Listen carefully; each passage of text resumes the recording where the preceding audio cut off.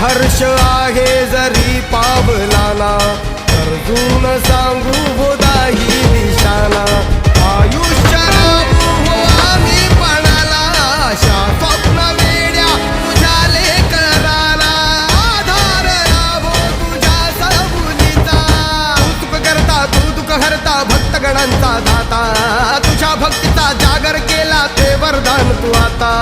रूप निरखता भान हरपले सुंदर मंगल मूर्ती, नसा नसातून उभाणलेली आनंदाची